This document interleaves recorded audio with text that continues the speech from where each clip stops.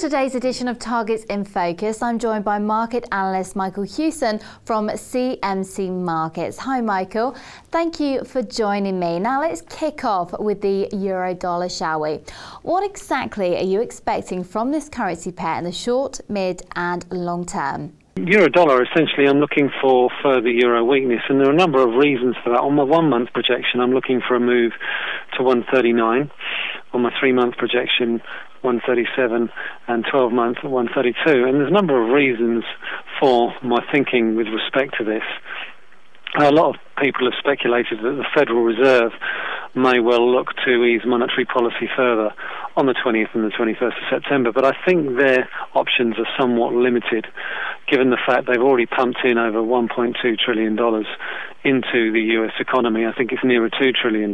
So I think any sort of further dollar weakness on the back of that is likely to be tempered by the fact with what's going on in Europe right now and the sovereign debt crisis there. And I think the situation within Europe is going to get an awful lot worse, certainly with respect to the growth prospects within Europe, not only in the periphery, but also in the core. And I think, given the fact that the ECB have raised rates twice this year, I think the ECB have much more scope to ease monetary policy than the Federal Reserve do.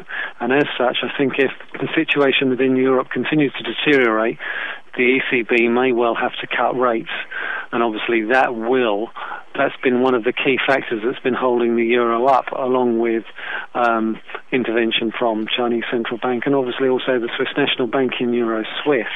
I think if you take away that rate differential between the euro and the US dollar, you'll get a weaker euro, and as such I think that's what we will see over the coming months. Moving on then, what are you expecting from the cable? With the cable, I think we're going to get a similar sort of scenario playing out as was the case within the euro or within Europe. I think we're going to get a little bit more dollar strength as opposed to, and a lot more sterling weakness, because the Bank of England has similar problems to contend with respect to a slowdown in growth in the UK economy.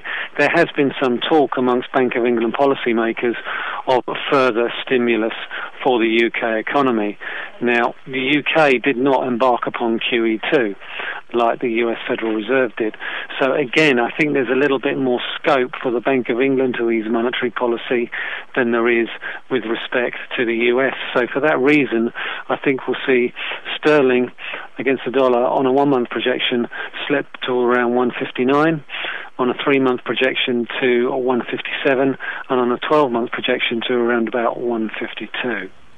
And what about the Japanese yen? What's happening there? Yeah, well, the focus is obviously on the Bank of Japan, given the fact that the Bank of Japan has spent the last 20 years trying to weaken the yen with not much success.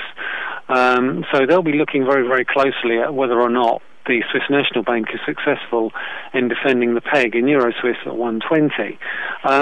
I'm not convinced that the yen will continue to strengthen at the rate that it has been on that basis, because I think the safe haven flows that have been supporting the yen up to now may start to go elsewhere on fears that the Bank of Japan may try and adopt a similar approach to the Swiss National Bank. I also think that given a deteriorating economic situation within Europe and the global economy, we may see a little bit more safe haven flow go back into the dollar. And as such, I think that we could see limited downside in dollar yen. There's a really big support level around 76.30. And I think in the longer term, we should see dollar yen fairly well supported as long as it stays above this particular support level on a 1 month basis around 78 dollars to the yen, or 78 yen to the dollar rather, 82 on a 3 month projection and 83 on a 12 month projection. Thank you, Michael. For more currency projections, stay tuned to us here on Dukascopy TV. Goodbye.